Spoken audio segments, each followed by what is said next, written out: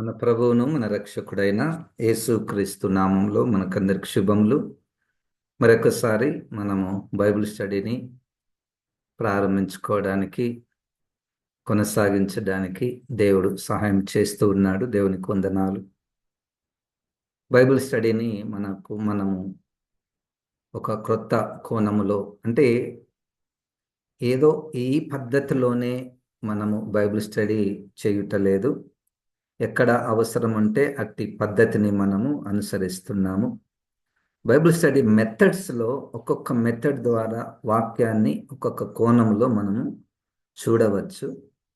కానీ మనము ఎక్కడికక్కడ ఏది అవసరమైతే ఆ కోణంలో చూడడానికి ప్రయత్నం మనం చేస్తున్నాము. Doctrinal view of the scriptures అంటే సిద్ధాంతములను మనము కనుగొనడానికి, ధ్యానం చేయడానికి మనము ఒక కోణాన్ని, అంటే సిద్ధాంతాలే. ఉదాహరణకు మనము సున్నతి అన్నటువంటిది ఒక సిద్ధాంతము. కేవలం మనం సిద్ధాంతాలనే మనము స్టడీ చేయడానికి లేము. రెండవది అంటే సైంటిఫిక్ లేతే ఎక్సిజిటికల్ స్టడీ అని అంటారు. అంటే ఎక్సిజిటికల్ స్టడీ అనేటువంటిది ఒక మెథడ్. దాంట్లో మనము ప్రతి దాన్ని కూడా అక్షరం అక్షరం, పదం పదము దాని యొక్క ఒరిజినల్ భాషలో, అంటే హెబ్రీ భాషలో, గ్రీక్ భాషలో చూడడము, దాని గ్రంథకర్త యొక్క ఉద్దేశాన్ని కనుగొనడానికి ప్రయత్నం చేయడము, లేదా ఈ పదాలు ఏ ఏ జాన్రలో రాయబడ్డాయి, అంటే ఏ శైలిలో రాయబడ్డాయి అని చూడడము. ఇక అది ఒక సైన్స్ చదివినట్టే చదవడం, దాన్ని ఎక్సిజిటికల్ మెథడ్ అని అంటాము. లేదా ఇంకొక మెథడ్ ఏంటంటే ఇండక్టివ్ స్టడీ బైబిల్ అంటాము. అదేంటంటే ప్రశ్న జవాబు. అది ఇండక్టివ్ స్టడీ బైబిల్ స్టడీ కూడా అని అంటాము.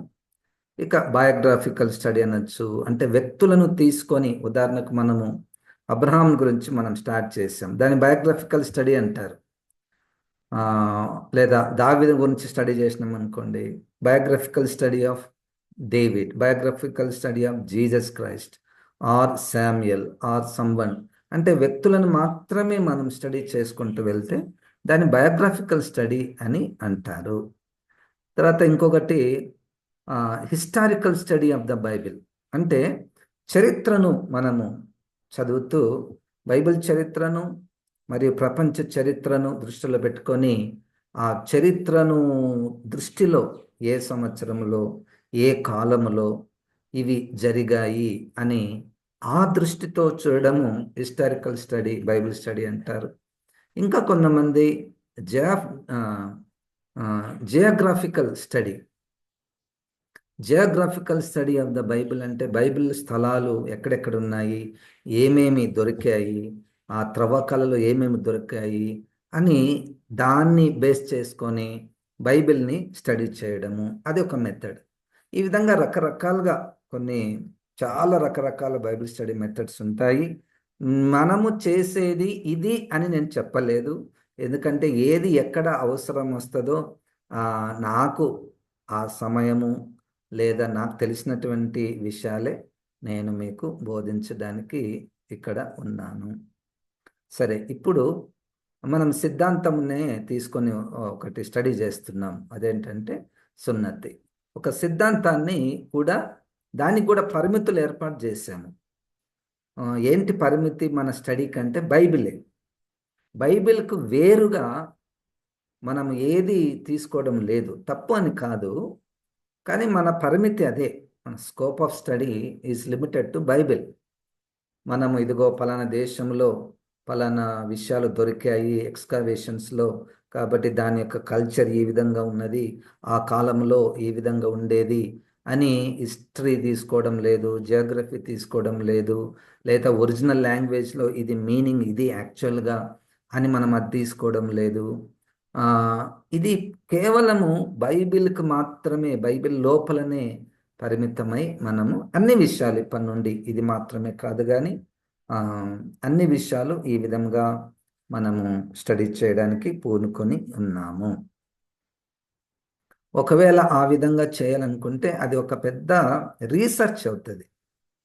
ఆ రీసెర్చ్ అనేటువంటిది ఒక్క వచనమే తీసుకొని ఇంత పెద్ద బుక్ రాస్తారు. అన్ని కోణాలలో వాళ్ళు తీసుకొని అన్ని కామెంట్రీస్, కామెంటేటర్స్, ఇంకా ఏమేమైతే దానికి రుజువులు దొరికాయో అవన్నీ లెక్కలోనికి తీసుకొని రీసెర్చ్ చేస్తే అది పెద్ద బైబిల్ స్టడీ అవుతుంది. మనమైతే బైబిల్కి మాత్రమే పరిమితమై మనము నేర్చుకొనిచున్నాము. క్రొత్త నిబంధనలో మొదటి వచనంలో అబ్రహాము అన్న పదమును వ్యక్తిగాను, లేదా ఒక నేషన్ గాను, లేదా తనకు క్రైస్తవులకు ఉన్న సంబంధము, తనకు దేవునికి ఉన్న సంబంధము, దేవుడు తనకు ఏ ఏ వాగ్దానాలు చేశాడు వాటి యొక్క నెరవేర్పు, ఆయన ద్వారా ప్రవచనాలు, ఇవన్నీ రకరకాలుగా మనము ముందుగానే నేను అవుట్లైన్ ఇచ్చాను. దానిలో ఒక ముఖ్యమైన భాగం సున్నతి. అది ఆయన నుండియే, అంటే దేవుని ద్వారా ఆయనకు బోధించాడు సున్నతి విషయమై. కాబట్టి సున్నతిని మనము స్టడీ చేస్తున్నాము. ఈ సున్నతి అనేటువంటి విషయంలో కూడా కొన్ని కొన్ని భాగాలను మనము ఏర్పాటు చేసుకున్నాము. అయితే సున్నతి అనేటువంటిది మనం మాట్లాడుతున్న సమయానికి క్రైస్తవ లోకానికి అంత రిలవెన్స్ లేదు అన్నట్టుగా కనపడుతుంది. మనం ఏం సున్నతి చేసుకోము, దాని గురించి ఎక్కువ మాట్లాడడము, మనకు అటువంటి తప్పుడు బోధనలు కూడా ఏం లేవు, సున్నతి చేసుకుంటేనే రక్షణ వస్తుందని అనేటువంటిది ఏది లేదు. దాని గురించి మనం ఎక్కువగా మాట్లాడుకోము. అయితే దాని రిలవెన్స్ మనం స్టడీ చేసే పద్ధతిని మనం నేర్చుకోవచ్చు. స్టడీ చేసే పద్ధతిని మనం నేర్చుకోవచ్చు. ఆ పద్ధతి మనం ఇతర విషయాలను స్టడీ చేయడంలో కూడా ఉపయోగించవచ్చు. సో ఈ యొక్క సున్నతి విషయంలో మనము పితరులు సున్నతి అని చూసాము. తర్వాత ధర్మశాస్త్రము సున్నతి చూసాము. తర్వాత యేసుక్రీస్తు సున్నతి మనం చూసాము. తర్వాత ఇప్పుడు క్రిస్టియన్స్ అండ్ సున్నతి, ఇది మనము ప్రారంభించాము.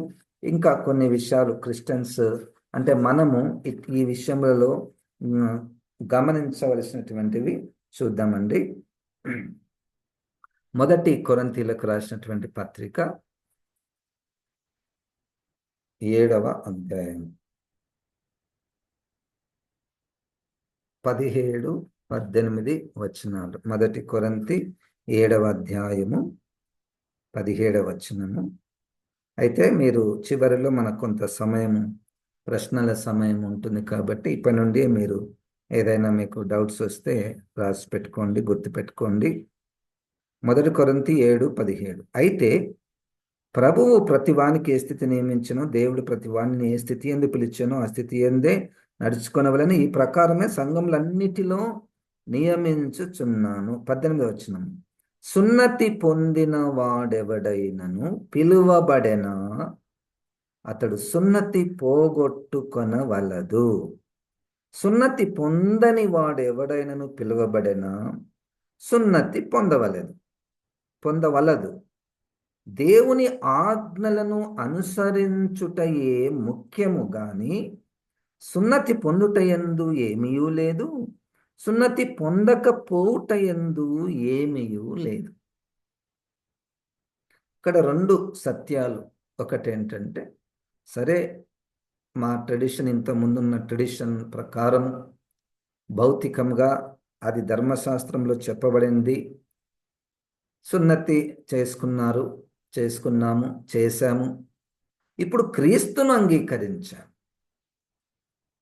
అంగీకరిస్తే దాన్ని రివర్స్ చేయనవసరం లేదు, అది అట్టనే ఉంటుంది. సరే, ఇంకొక వ్యక్తి మాకు అటువంటిది ఏం లేదు, మేము అన్యుల నుంచి రక్షించబడ్డాము, మరి మేము సున్నతి చేసుకోవాలని అంటే అవసరము లేదు. ఈ రెండిటిని పౌలు గారు, పరిశుద్ధాత్మ దేవుడు పౌలు గారి ద్వారా మెల్లగా దాన్ని కిందికి త్రొక్కి పెట్టి 19వ వచనం, దేవుని ఆజ్ఞలను అనుసరించుటయే ముఖ్యం గాని సున్నతి పొందుట యందు ఏమీ లేదు, సున్నతి పొందకపోవుట యందు ఏమీ లేదు.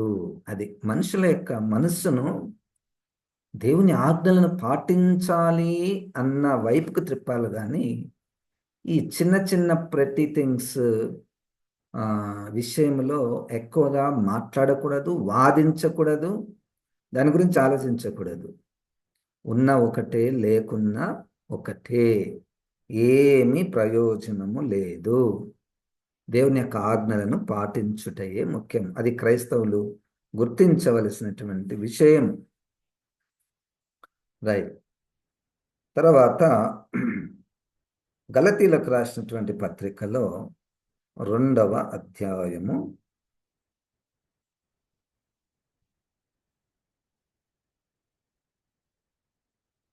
1వ వచనము 2వ వచనము. అటు పిమ్మట 14 సంవత్సరములైన తరువాత నేను తీతును వెంటబెట్టుకొని బర్నబాతో కూడా యెరూషలేమునకు తిరిగి వెళ్ళితిని. దేవ దర్శన ప్రకారమే వెళ్ళితిని. మరియు నా ప్రయాసము వ్యర్థమవునేమో లేక పోయినదేమో అని నేను అన్యజనులలో ప్రకటించుచున్న సువార్తను వారికిని ప్రత్యేకముగా ఎన్నికైన వారికిని విశదపరిచితిని. అయినను నాతో కూడున్న తీతు గ్రీసు దేశస్థుడైనను అతడు సున్నతి పొందుటకు బలవంత పెట్టబడలేదు.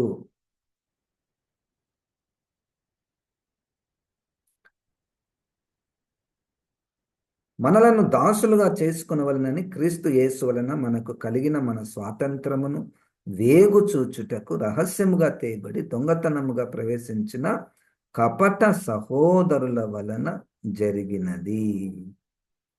ఇక్కడ ఆ సందర్భాన్ని మనం చూస్తే పౌలు గారు, తీతు గారు, బర్నబా గారు ముగ్గురు కలిసి యెరూషలేమునకు వెళ్ళారు. యెరూషలేము అంటేనే అక్కడ క్రైస్తవ సంఘం ఉన్నప్పటికీ, అపోస్తలులు ఉన్నప్పటికీ, అక్కడ యెరూషలేములో ధర్మశాస్త్ర ప్రభావము ఇంకా ఉంది. ధర్మశాస్త్ర ప్రభావము ఇంకా ఉంది. గుడికి క్రైస్తవులు కూడా వాళ్ళ దేవాలయానికి వెళ్తున్నారు. క్రైస్తవులు అప్పుడు వాళ్ళకు మన బైబిల్ క్రొత్త నిబంధన లేదు, పాత నిబంధనే వాళ్ళ కాడ ఉన్నది. అయితే దేవదర్శన ప్రకారమే వెళ్ళి తిని మరి నా ప్రయాసం వ్యర్థమైపోను లేక వ్యర్థమైపోదునేమని అన్యజనులలో ప్రకటించుచున్న సువార్తను వారికిని ప్రత్యేకంగా ఎన్నికైన వారికిని విషద పరిచితిని. అంటే వాళ్ళకి చెప్తున్నాడు, అక్కడ ఉన్నటువంటి యూదులకు సువార్త చెప్పాడు.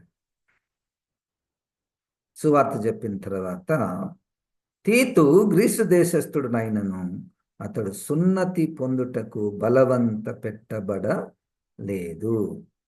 ఇక్కడ పైన 2వ వచనంలో ఎన్నికైన వారికి, ఎన్నికైన వారు అంటే యూదులు, అది ఇంకొక పర్యాయ పదం. ఎన్నికైన వారికి సువార్త చెప్పాడు.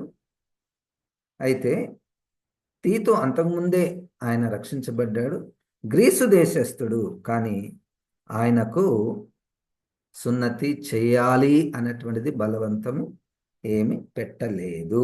సువార్తలో భాగం అంతే. సువార్తలో సున్నతి అవసరము లేదు. సువార్తలో సున్నతి గుర్చినటువంటి విషయము దానికి చాలా బలహీనమైనటువంటి విషయము. అయితే 4వ వచనంలో ఒక సమస్య, కపట సహోదరులు. కొంతమంది కపట సహోదరులు అంటే వారు రక్షణ పొందాలంటే మీరు యేసుక్రీస్తుని నమ్ముకోనండి, కానీ సున్నతి ధర్మశాస్త్రము తప్పకుండా మీరు పాటించాలి అని కొంతమంది కపట సహోదరుల వలన ఏం జరుగుతుందంటే స్వాతంత్రాన్ని తీసివేస్తున్నారు. అది 4వ వచనంలో దాసులు, స్వాతంత్రం, ఈ 2 పదాలు ఉన్నాయి. మనల్ని దాసులుగా చేసుకునవలనని అంటే ఒక్కసారి సున్నతి పొందాలనుకోండి, అయిపోయాక నువ్వు మా గుంపు, సున్నతి పొందిన వాడందరూ కూడా మా గుంపు, మా ధర్మశాస్త్రము, మా గుడి, మా ఆచారాలు, మా శుద్ధీకరణ ఆచారాలు, ప్రధాన యాజకుడు, శాస్త్రులు, పరిసయ్యులు వీటన్నిటికీ దాసులైపోతారు. ఒక్కసారి సున్నతి పొందితే.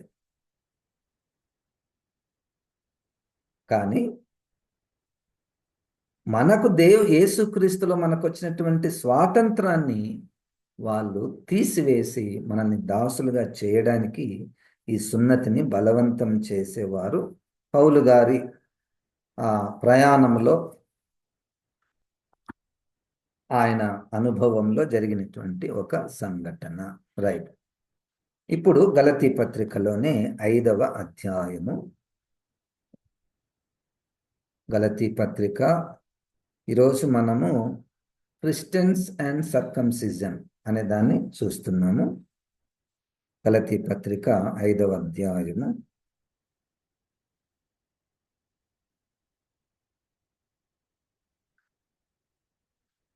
11వ వచనం.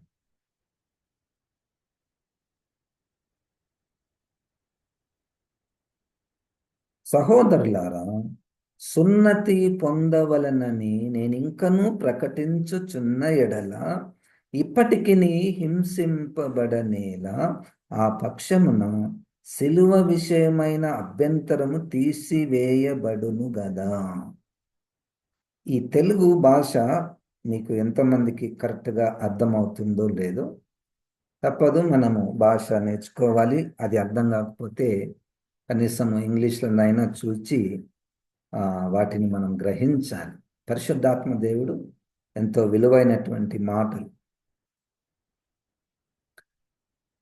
అయితే ఇక్కడ 2 విషయాలు సున్నతిని గురించి. అయితే ఆ గలతీ సంఘంలో ఒక సమస్య, పెద్ద సమస్య ఉంది. సున్నతి చేసుకోవాలి, రక్షణ పొందారు, చర్చికి వస్తున్నారు, పాటలు పాడుతున్నారు, అయినా మీరు సున్నతి పొందాలి.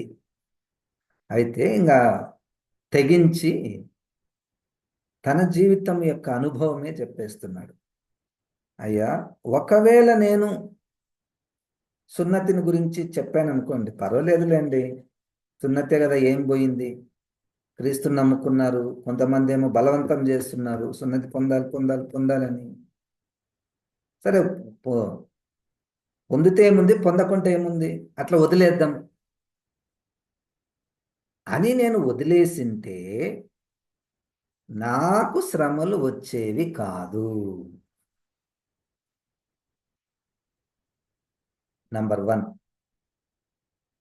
అట్లా వదిలేసింటే దాన్ని రక్షణలో ఉంటే ఉండనిలేండి అన్నట్టుగా నేను వదిలేసింటే నాకు హింస కలిగేది కాదు. దాంట్లో ఏం అర్థం అంటే,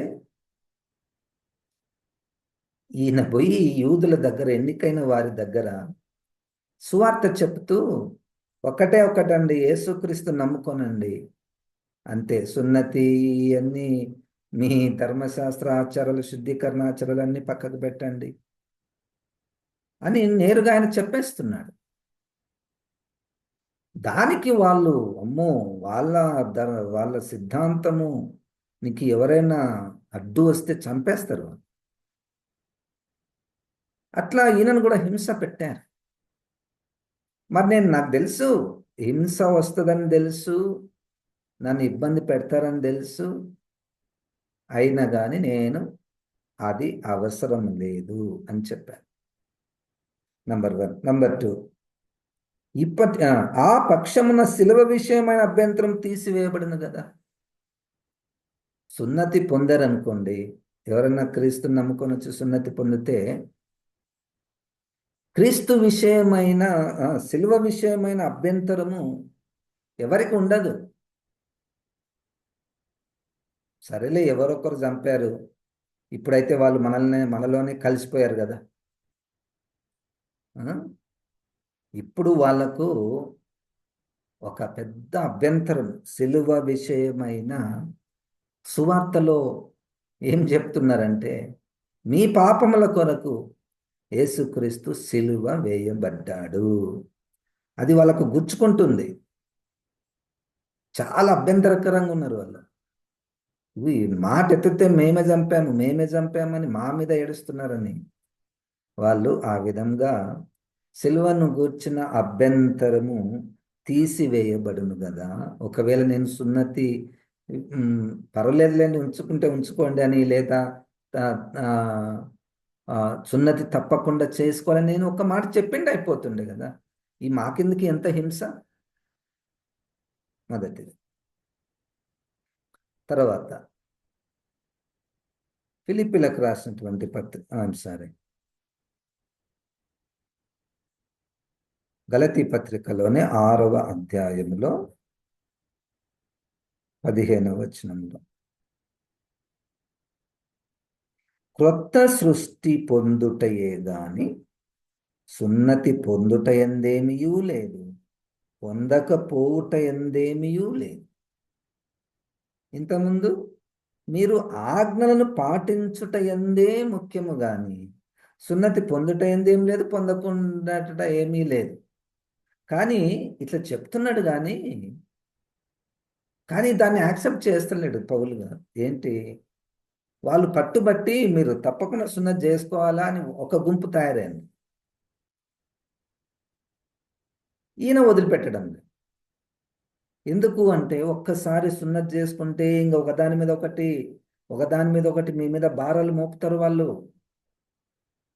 మిమ్మల్ని దాసులుగా చేసుకుంటారు అని చెప్తున్నాడు. ఇక్కడ నూతన సృష్టి, యేసుక్రీస్తుని అంగీకరించిన వారు నూతన సృష్టి. సున్నతి పొందుట ఎందు ఏమి లేదు, పొందకపోవుట ఎందు ఏమీ లేదు.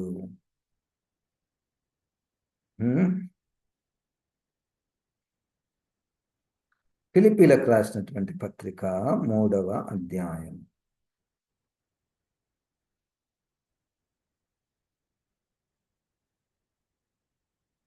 చాలా కఠినమైనటువంటి మాట. 2వ వచనము, 3వ వచనము,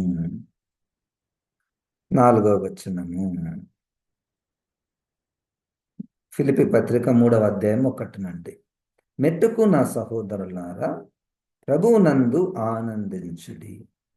అదే సంగతులను మీకు రాయటం నాకు కష్టమైనది కాదు, మీకు అది క్షేమకరము.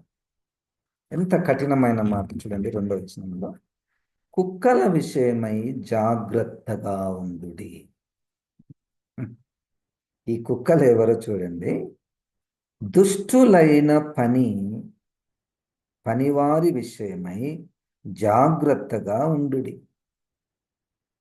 కుక్కలు, దుష్టులు. ఇక్కడ ఈ ఛేదననాచరించు వారి విషయమై జాగ్రత్తగా ఉండుడి. ఛేదన అంటే కట్ చేయడం, అంటే సున్నతి. ఇంకొక మాట, ఈ సున్నతిని ఆచరించు వారి విషయమై జాగ్రత్తగా ఉండండి.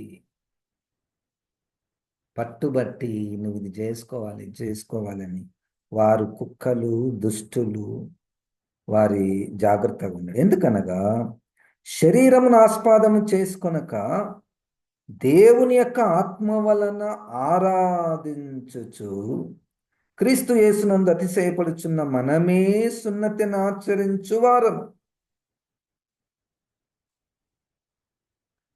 శరీరమును ఆస్పదము చేసుకొనక, పరిశుద్ధాత్మ దేవుడు పౌలు గారి ద్వారా.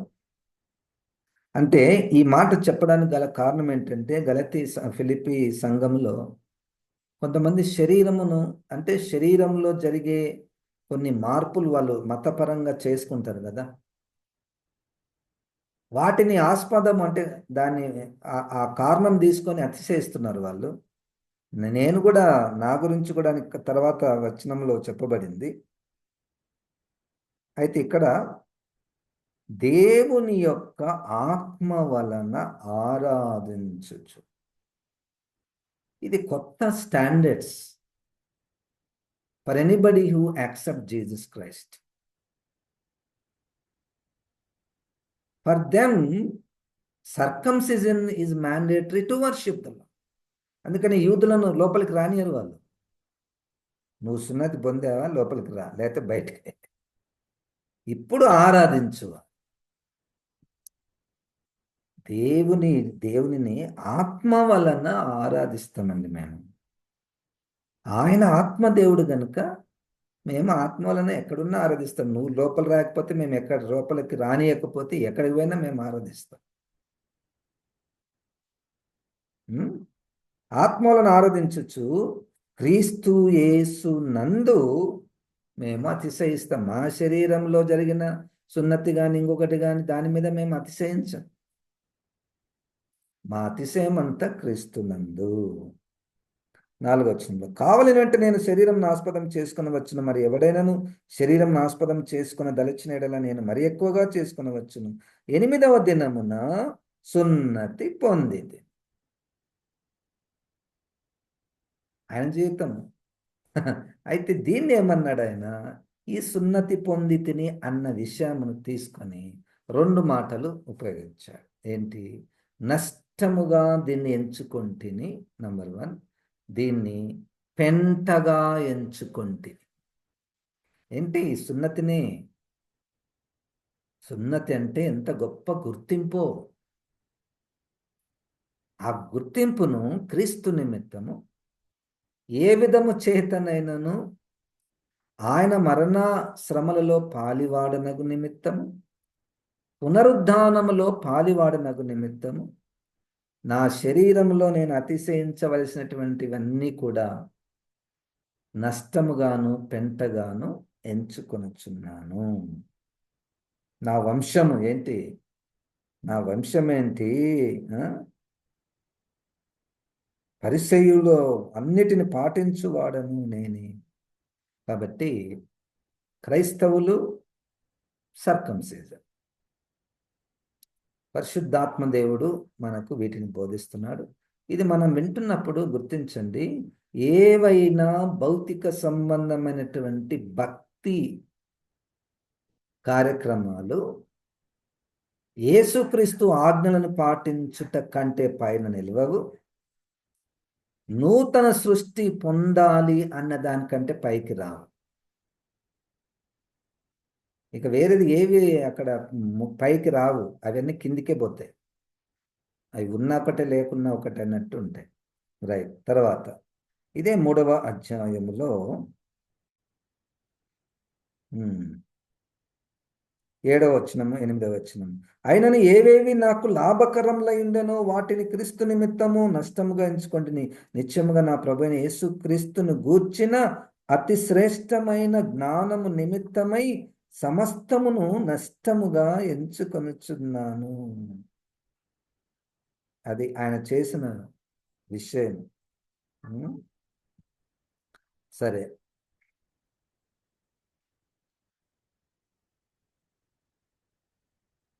మూడవ అధ్యాయంలో ఎందుకు నష్టముగా ఎంచుకొనుచున్నాను?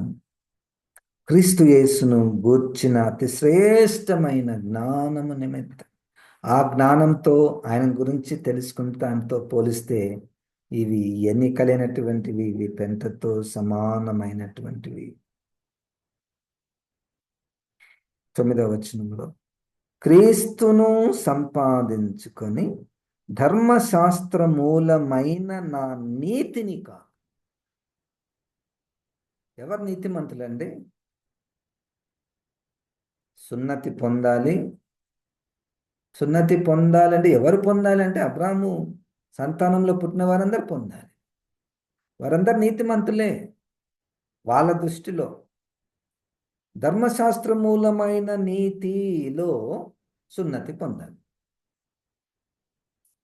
ఆ విధంగా కాక క్రీస్తునందలి విశ్వాసము వలననైన నీతి, అనగా విశ్వాసమును బట్టి దేవుడు అనుగ్రహించు నీతి గలవాడనై ఆయన యందు అగుపడు నిమిత్తమును, ఏ విధము చేతనను మృతుల నుండి నాకు పునరుద్ధానం కలగవలనని ఆయన మరణ విషయంలో సమాన అనుభవం గలవాడనై ఆయన పునరుద్ధాన బలం ఎరుగు నిమిత్తమును ఆయన శ్రమలలో పాలివాడినొకటి ఎట్టిదో ఎరుగు నిమిత్తమును సమస్తము నష్టపరుచుకొని వాటిని పెంటతో సమానంగా ఎంచుకొనుచున్నాను. రైట్. కొలస్సీలకు రాసినటువంటి పత్రిక 2వ అధ్యాయము, కొలస్సీ పత్రిక 2వ అధ్యాయము 11వ వచనము.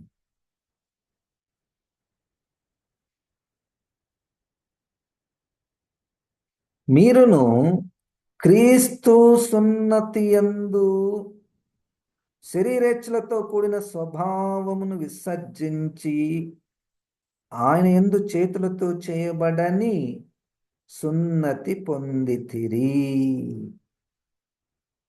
ఈ వచనము తర్వాత వచనం మనం జాగ్రత్తగా పరిశీలిద్దాము, ఎందుకంటే ఇది మనకు సంబంధించిన ఒక కోణం ఇక్కడ మనకు కనబడుతుంది.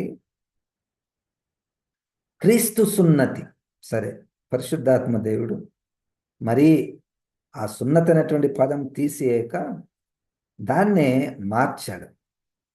ఇప్పుడు ధర్మశాస్త్ర సంబంధమైన సున్నతి అని వాళ్ళు అంటున్నారు. మేము అంటున్నామయ్యా, ఇప్పుడు మీరు కూడా సున్నతి పొందండి.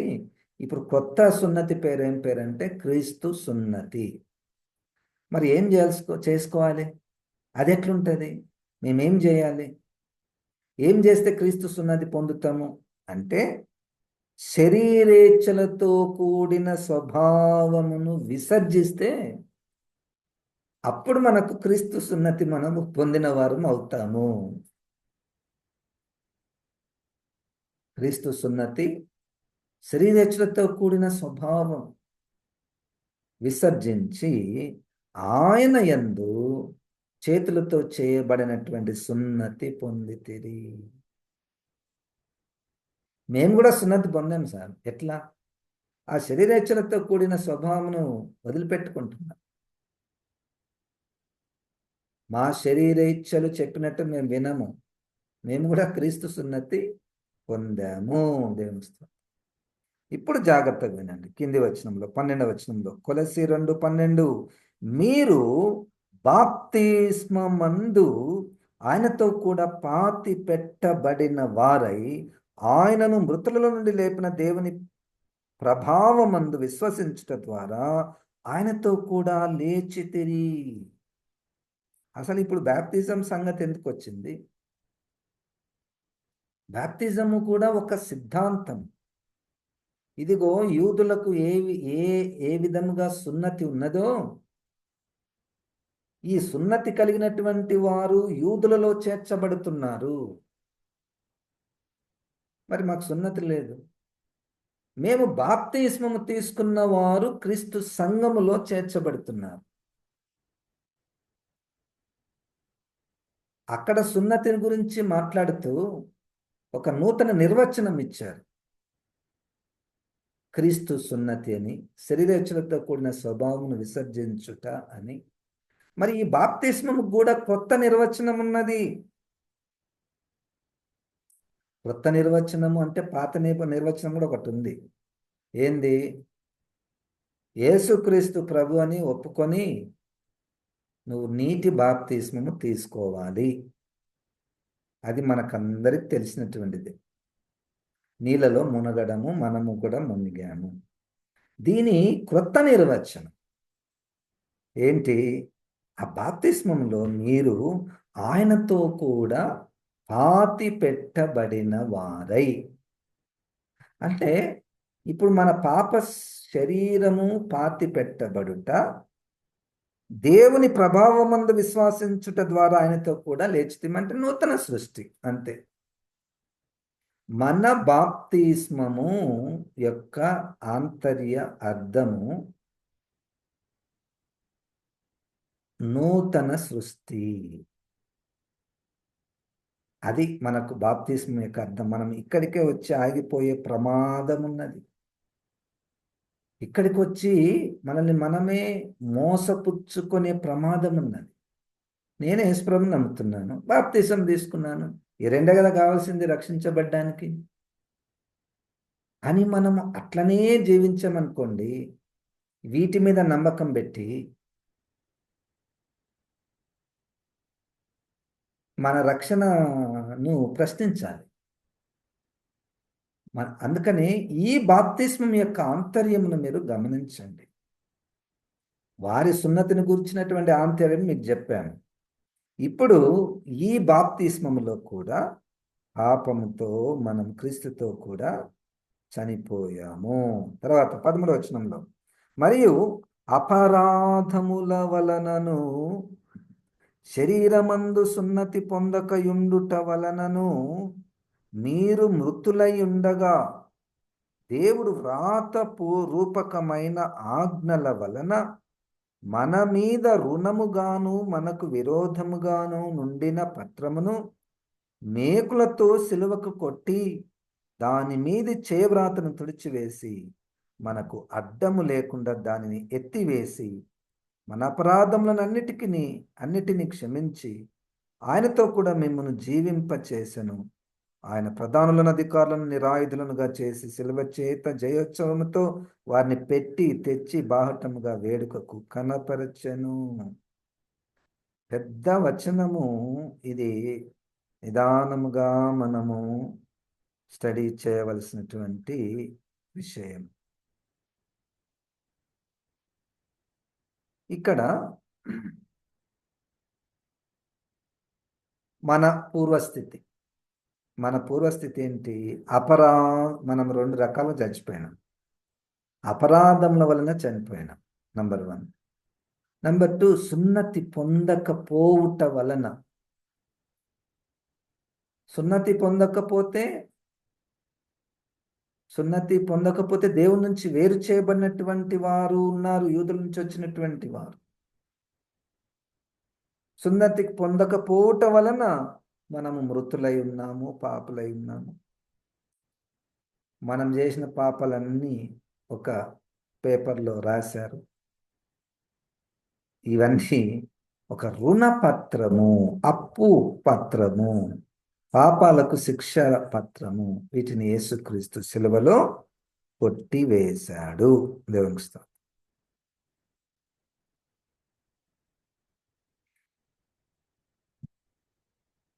రోమాపత్రికలో 2వ అధ్యాయములో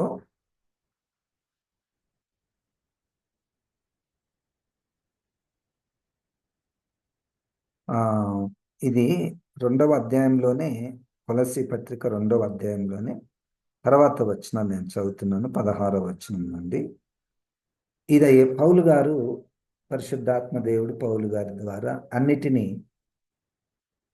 కలిపి, ఈ సున్నతి అంటారా, బాప్తిజం అంటారా, ఇంకొకటి అంటారా, ఇవన్నీ కలిపి రాస్తున్నాడు చూడండి. కాబట్టి అన్నపానముల విషయములోనైనను ఏం తినాలి, ఏం తాగాలి, పండుగ, అమావాస్య, విశ్రాంతి దినము అను వాటి విషయంలోనైనను మీకు తీర్పు తీర్చనెవనికి అవకాశమీయకుడి.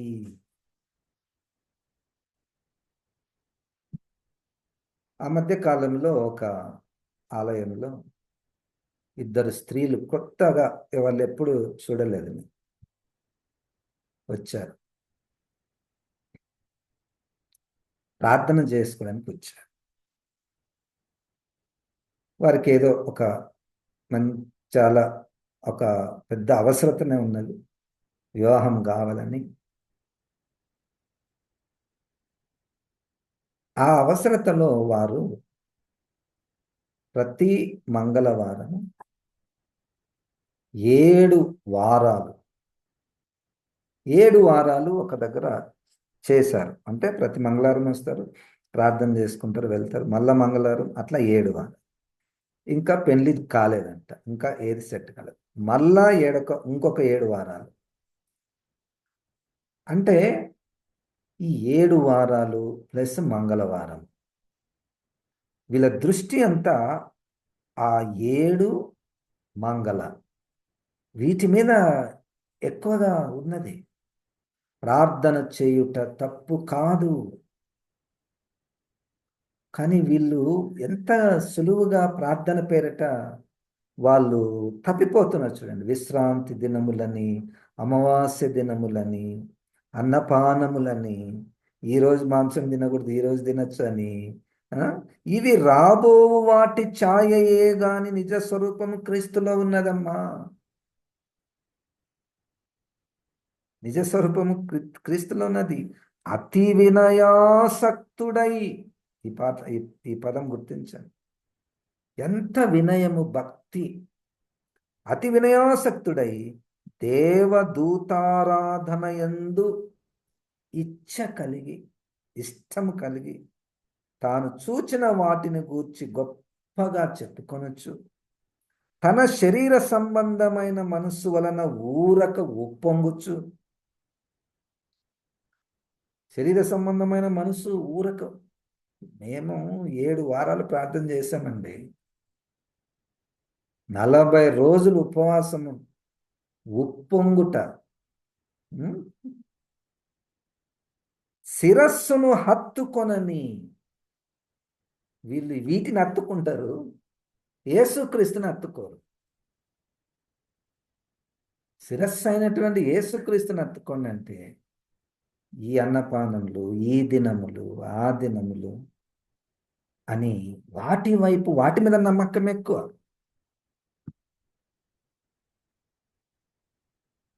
ఆ సంఘానికి 7 వారాలు పోతే సార్ ఎన్ని ఆశ్చర్యం, మనం అనుకున్న జరుగుతుంది. ఇది బోధిస్తున్నారు. ఆ శిరస్సు మూలముగా సర్వ శరీరము కీళ్ళ చేత నరముల చేతను పోషింపబడి ఎత్తుకోబడినది, దేవుని వలన కలుగు వృద్ధితో అభివృద్ధి పొందుచున్నది. 20 వచనంలో, మీరు క్రీస్తుతో కూడా లోకము యొక్క మూల పాఠముల విషయమై మృతి పొందిన వారైతే. ఈ మృతి గమనించండి, ఇది బాప్తిస్మంలో జరిగేది. బాప్తిస్మంలో మునుగుతావు కదా, ఇక్కడ మృతి ఒకటి చనిపోతుంది. ఏంటి? లోక సంబంధమైన మూల పాఠాలు చనిపోయింది.